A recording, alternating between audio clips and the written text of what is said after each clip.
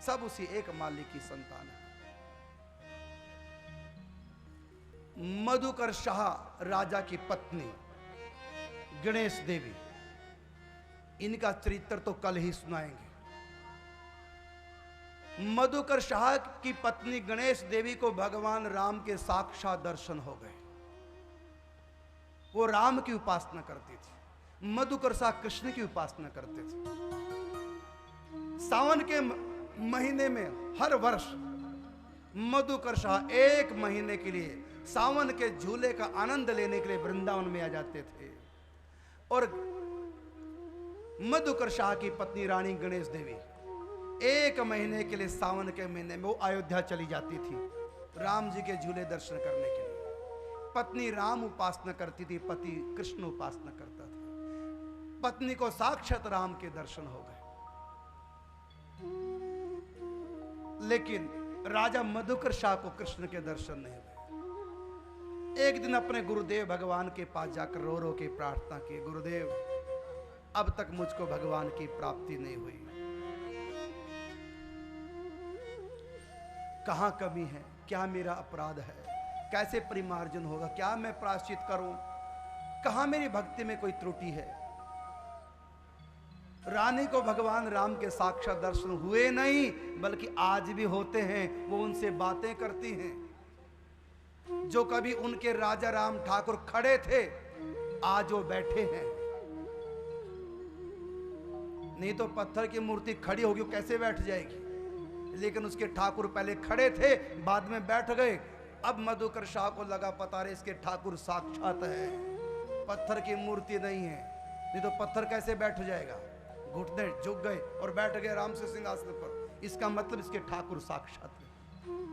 लेकिन इसको विग्रह के रूप में दर्शन होते थे। गणेश देवी से राम जी बातें करते थे, आज ये खाना है, आज ये पोशाक पहननी है, आज ऐसे मुकुट लगाना है। गणेश देवी को जैसे कहते वैसी गणेश देवी धारण कराती।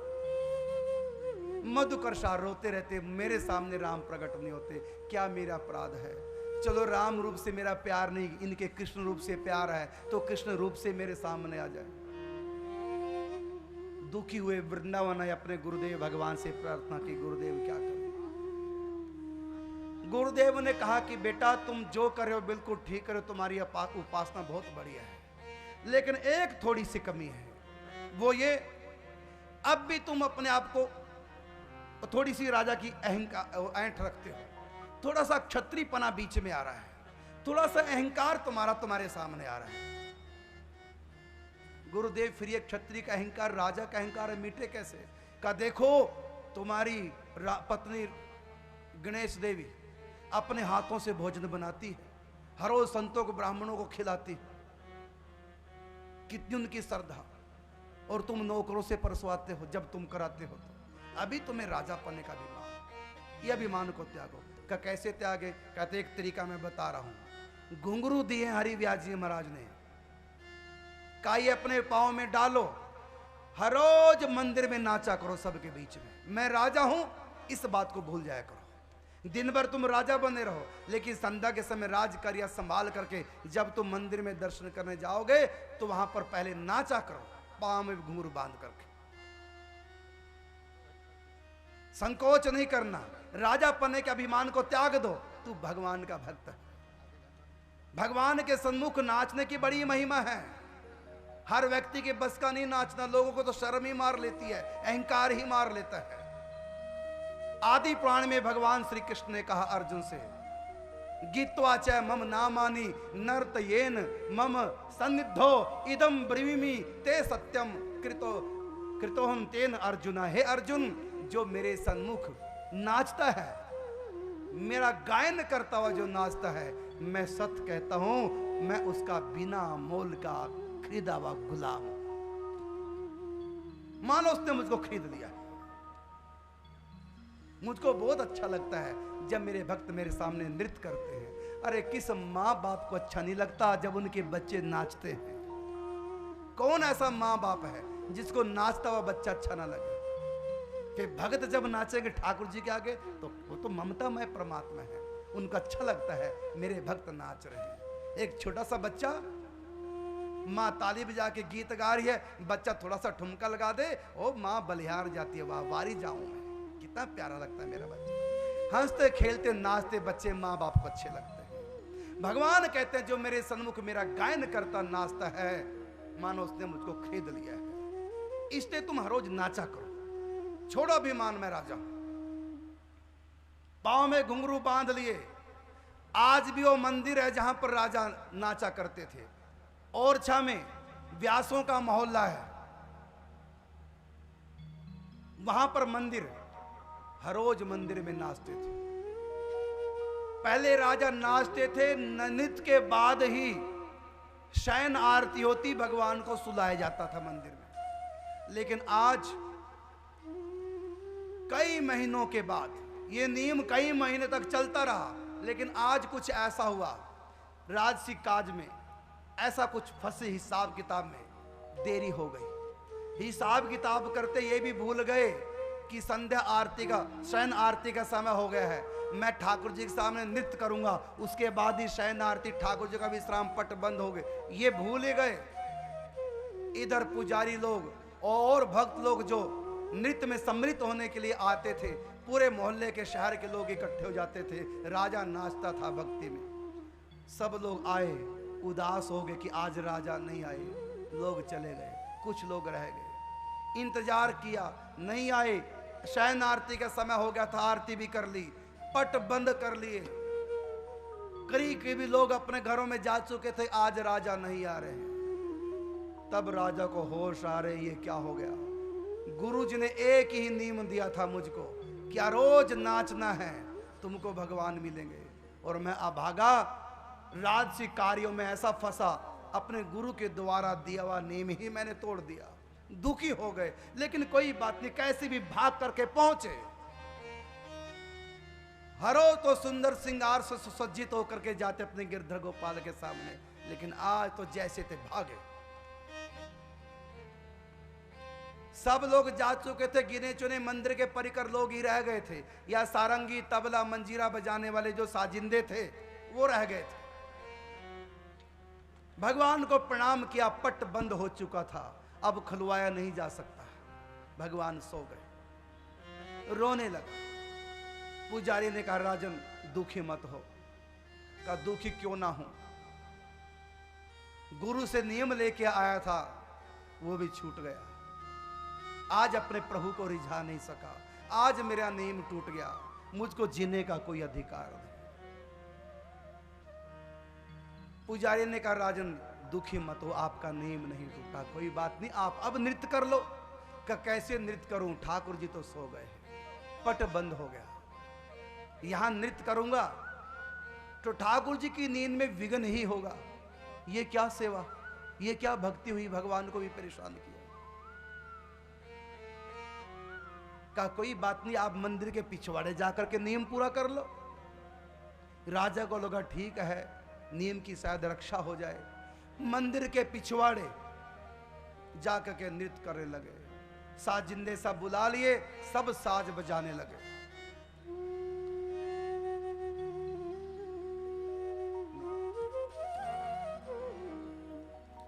साजिंदों को कहा रोज की तरह कि तुम बजाओ और मैं अपना नियम पूरा करता हूं, अपने ठाकुर जी को रिझाता हूं। सखी भाव की उपासना की जाती है राधा वल्लभ संप्रदाय में। ये सखी भाव में अपना बनाते, यहां राजा नृत्य नहीं करते थे, अपने आप को सखी मान करके, क्योंकि हमारे वृंदावन में सखी भाव की उपासना की जाती है। राजा ने भावना की कि मैं सखी हूं, अब सखी बन करके नाच रहे हैं। बाहर से देखने में राजा हैं, लेकिन भीतर से सखी भाव नृत्य कर रहे हैं। सुन ले सांवरिया ना देर लगा, तेरे रंग राचूंगी, मुरली मधुर बजा क्षमा छम नाचूंगी, मुरली मधुर बजा क्षमा छम नाचूंगी। सुन ले सांवरिया ना देर लगा, तेरे रंग राचूंगी, मुरली मधुर बजा क्षमा छम नाचूंगी। ओ मुरली मधुर बजा क्षमा छम नाचूंगी।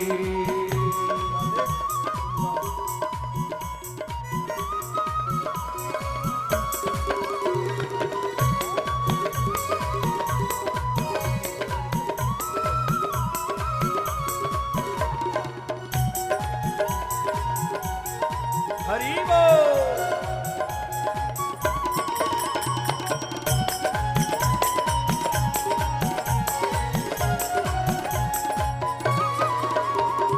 कब से बाट निहारो तू मेरी गलियन आएगा, तू मेरी गलियन आएगा, तू मेरी गलियन आएगा। प्राणों से जो लागे प्यारी मुरली मधुर बजाएगा, प्राणों से जो लागे प्यारी मुरली मधुर बजाएगा। गिन गिन के दिन काट लिए अब,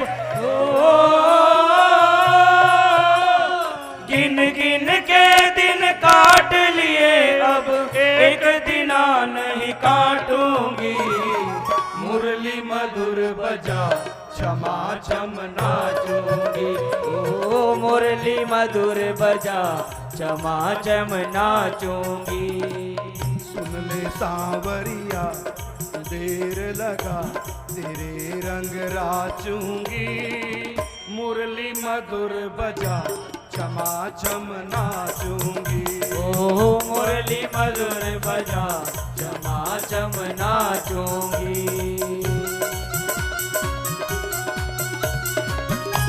हरि बोल।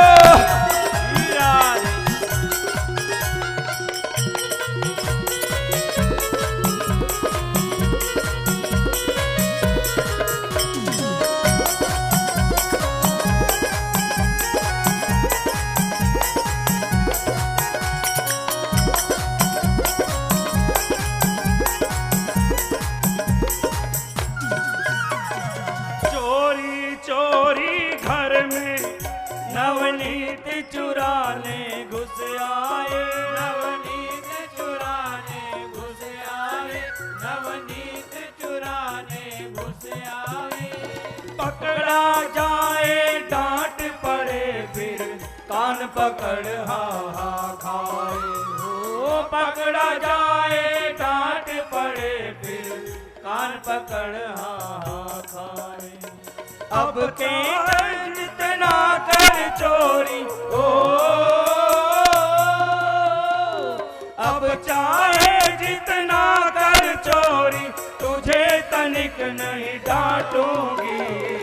मुरली मधुर बजा क्षमा छम नाचूंगी, मुरली मधुर बजा क्षमा छम नाचूंगी। सुन ले सांवरिया ना देर लगा, तेरे रंग राचूंगी।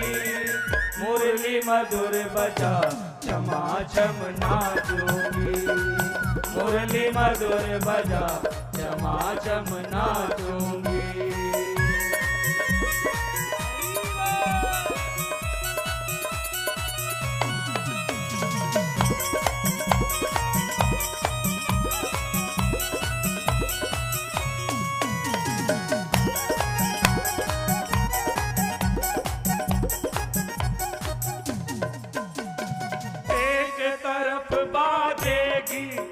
मनमोहन तेरी बांसुरिया, मनमोहन तेरी बांसुरिया, मनमोहन तेरी बांसुरिया। दूजी ओर बजेगी प्यारे छम छम मेरी पायलिया। ओ दूजी ओर बजेगी प्यारे छम छम मेरी पायलिया। जब तक मुरली बजे तुम्हारी हो, जब तक मुरली बजे तुम्हारी, तब तक मैं नहीं नाटूंगी। मुरली मधुर बजा क्षमा छम नाचूंगी, मधुर बजा चमा चम नाचूंगी।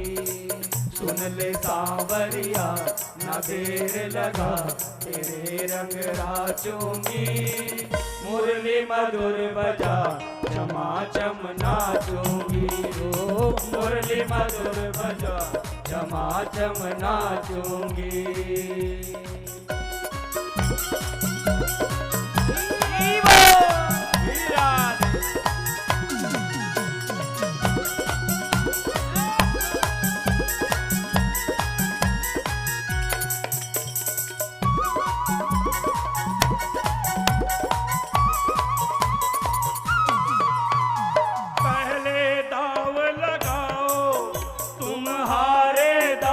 कहाओगे तुम्हारे दास कहाओगे, तुम्हारे दास कहाओगे। जो तुम जीतोगे तो प्यारे दासी मुझे बनाओगे। ओ जो तुम जीतोगे तो प्यारे दासी मुझे बनाओगे। तुम हारोगे मनमोहन में हो,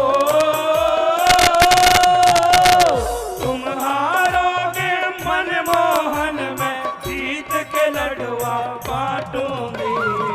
मुरली मधुर बजा चमा चम नाचूंगी। ओ मुरली मधुर बजा चमा चम नाचूंगी।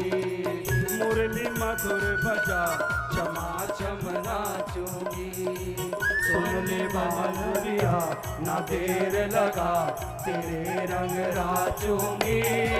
मुरली मधुर बजा चमा चम नाचूंगी। ओ मुरली मधुर बजा चमा चम नाचूंगी। ओ वृंदावन बिहारी। मधुकर शाह रोज ही नृत्य करते थे अपने प्रभु के सामने।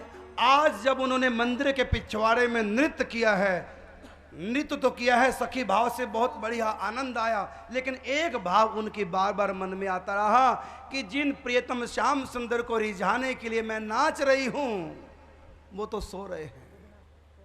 ये तो मेरा नाचना नाटक ही हो गया। मैं कोई संसार को रिझाने के लिए नहीं, अपने गोपाल को रिझाने के लिए नाच रही। ठाकुर तो शयन कर रहे हैं। आज मेरा नृत्य इनके कहां अर्पण हुआ है। रोने लगे नाचते नाचते, दुखी हो गए, हृदय चित्कार करने लगा कि गुरु का दिया एक नीम में निर्वाह नहीं कर सका। इतने दुखी हुए, करुणा नैनों में भर आई, जर्जर रोते रोते आंखों में आंसू टपकने लगे। और जो ही रो रहे थे अपने कृष्ण के लिए, ठाकुर के लिए, कि प्रभु मैं आपको रिझाने के लिए नृत्य कर रहा हूं और आप शयन कर रहे हैं। जब दिल से कोई पुकारता है तो भगवान सहर्ष उसकी पुकार को सुनते हैं। उसी समय एक बड़ा विचित्र खेल हुआ, औरों का नहीं, केवल मधुकर शाह को सुंदर बांसुरी की धुन सुनाई दी। निहाल हो गए। ठाकुर ने कह दिया चिंता मत करो, मैं आ गया हूं, मैं देख रहा हूं, मैं स्वर में स्वर मिला रहा हूं, मैं तुम्हारी ताल में अपने सरगम मिला रहा हूं, तुम नृत्य करो। और जो ही इसने आंखें खोल करके देखा, श्याम श्री कृष्ण उनके सन्मुख खड़े थे। बोल वृंदावन बिहारी लाल की, ओ श्री भगवान की। केवल श्री कृष्ण नहीं, आज तो और गजब हुए। ऊपर से फूलों की वृष्टि, और फूल भी सोने के बने फूल, स्वर्ण पुष्पों की वृष्टि ऊपर से। और जब देखा आंख उठा के तो देवी देवता फूलों की वृष्टि कर रहे थे मधुकर शाह और श्री कृष्ण के ऊपर। और जितने साजिंदे थे और जो पुजारी लोग थे, गली मोहल्ले के कुछ जो लोग थे, उन्होंने भगवान श्री कृष्ण के दर्शन तो नहीं किए, लेकिन सोने के फूल ऊपर से गिरते सबको दिखाई दिए। भक्तमाल की टीका में लिखा हुआ है कि आज भी वो सोने के फूल सुरक्षित हैं और छके हैं। उसके बाद जितने भी राजा राजगद्दी पर बैठते थे उनको उन सोने के पुष्पों के स्पर्श दर्श कराया जाता है, उसके बाद वो गद्दी पर बैठते हैं। वो आज भी स्वर्ण पुष्प और छा में सुरक्षित रखे हुए हैं। ये भक्तमाल की टीका में, हमने दर्शन तो नहीं किए और उनके दर्शनों का क्या विधान हम नहीं जानते। भक्तमाल टीका में लिखा हुआ है। हाँ, भक्तमाल की व्याख्या जिन संत ने की है, वो संत एक बार नहीं कई बार ओरछा गए, उन्होंने ओरछा कथा भी करी है भक्तमाल की, इसलिए वो अपने अनुभव से लिख रहे हैं इनकी व्याख्या में भक्तमाल की, कि आज भी वो पुष्प वहां पर रखे हैं, स्वर्ण पुष्प जो स्वर्ग से पुष्पों की वृष्टि हुई थी, ये प्रमाण है।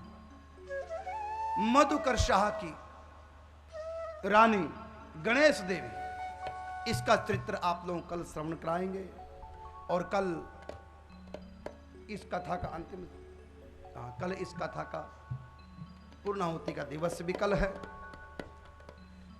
कथा 3 घंटे ही, बहुत ही समय 3 घंटे का होना चाहिए था, लेकिन इन लोगों ने 4 घंटे का समय लिया है। आखिर गला है, एक दिन तो 4 घंटे, एक या 2 दिन तो 4 घंटे खूब दहाड़ के हम बोल सकते हैं, लेकिन 7-7 दिन 4-4 घंटे, गला भी बेचारा क्या करेगा, इसलिए मैं गा नहीं पा रहा हूँ। बहुत भजन तैयार किए थे, नए नए गाएंगे, शुरुआत में 2-3 दिन तो खूब मैंने भजन गाए, लेकिन अब नहीं गा पा रहा हूँ।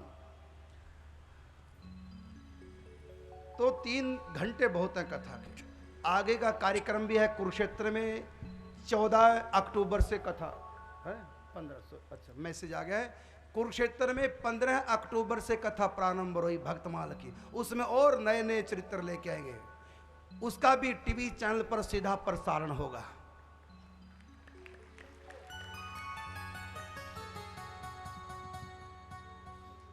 अब की बार श्रद्धा प्रसारण होगा। श्रद्धा आप सब लोगों के यहां आता ही होगा। और एक खुशी की बात और, बहुत लोगों के फोन आते हैं हमारी परिकरों के पास, महाराज जी बहुत दिनों बाद आते हैं टीवी में, इसके लिए भी आपके लिए बहुत शुभ समाचार है। कौन सी तारीख? 20 अप्रैल से, अभी बस ये अप्रैल का महीना चल रहा है, 20 अप्रैल से हम हर रोज टीवी में आएंगे लगातार, और चैनल रहेगा यही आपका दिशा चैनल, जिस चैनल से इस समय आप लोग श्रवण कर रहे हैं लाइव कार्यक्रम, और समय रहेगा 1:30 बजे दोपहर को 1:30 पे नित्य प्रति आप भक्तमाल कथा दिशा टीवी चैनल पर श्रवण कर सकते हैं। 20 अप्रैल से नित्य प्रति भक्तमाल कथा आपके सन्मुख आ रही है। बोलो सतगुरुदेव भगवान की जय। और ये कई महीनों चलेगी, शायद कई साल चल जाए, चलती रहेगी हर रोज बिना नागा। हाँ, बीच में जैसे कुंभ का मेला है, कुंभ के मेले पे सुबह से शाम तक लाइव कुंभ का मेला दिखाया जाएगा, तो उस समय नहीं आएगी। या बीच में अचानक कोई ऐसा कार्यक्रम आ गया इतवार के दिन विशेषकर, वैसे इतवार के दिन भी आएगी, लेकिन दिशा चैनल वाले बता रहे हैं केवल 2 इतवार नहीं आएगी, बाकी हर इतवार भी आएगी, 7 के 7 दिन आएगी। तो आप लोग इस कथा को और जो कथा हमारी यहाँ जो रिकॉर्डिंग है वो सब दिखाई जाएंगी दिशा टीवी चैनल के माध्यम से 20 अप्रैल को 1:30 बजे हर रोज। और इसके बाद कथा है भक्तमाल की हमीरपुर हिमाचल प्रदेश। 2 कथा हैं हमीरपुर में, डेढ़वी टिक्कर और हमीरपुर टाउन हॉल। 18 अप्रैल से 24 अप्रैल तक डेढ़वी टिक्कर हमीरपुर डिस्ट्रिक्ट हिमाचल प्रदेश, और 26 अप्रैल से 2 मई तक टाउन हॉल हमीरपुर खास शहर के अंदर, टाउन हॉल के अंदर कथा हो रही है, ज्वाला देवी के बिल्कुल पास पड़ता है। और 4 मई से भक्तमाल कथा पंजाब में बस्सी पठाना में ये कथा हो रही है, वहां पर आप लोग आ सकते हैं कथा श्रवण करने के लिए। और बताऊंगा जो कथा मैं सुना चुका हूं वो कथा नहीं आएंगी। कभी ये नहीं सोचना ये कथा तो हम सुन चुके हो, हर बार आप भक्तमाल की नई नई कथा सुनेंगे। भक्तमाल में बहुत कथा है, पूरे ग्रंथ भरे पड़े, कई प्रकार की भक्तमाल हैं। शेष चरित्र कल होगा।